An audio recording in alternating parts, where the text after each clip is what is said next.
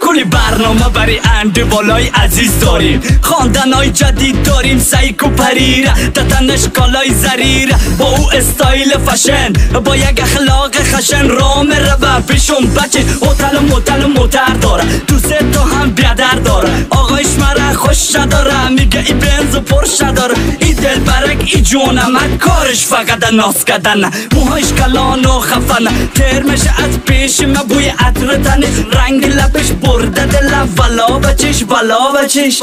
آی دختر مرسای کوچه رو ناز میکنی تو هر روز، چند وقتی بود که روزت نبود دل تو تنها بود، خودن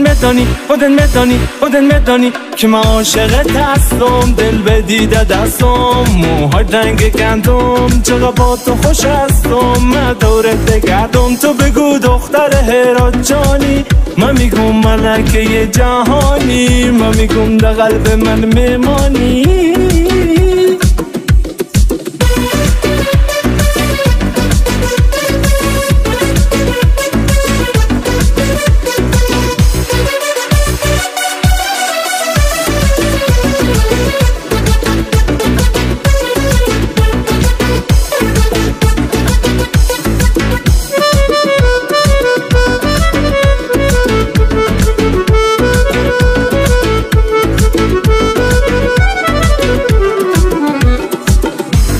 خور هستم عاشق بس هستم، بچه شاید خوش هستم، مردید غلطید خندید خوبا میدم پسندید،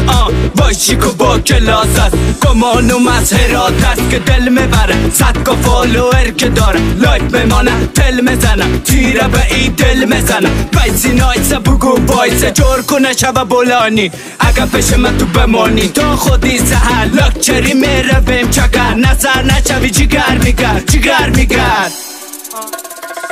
چرا هی ناز میکنی تو دخترکی دوست داشتنی، آخه من دیوانه تون، بگو فقط مالی می بری داشتنی تو، ما هم عربی خیال میشم، آخه تو دنیای می جونم مرگی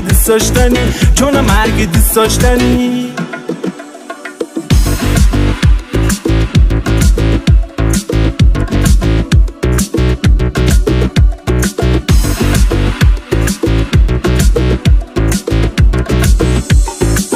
دارو ایره بدون افغان بوی کنسرت هرات نمانه، ادای کندی تا با میان، از قندهار تا کابل جان پلی میشه خواندن آیمان افغان بوی.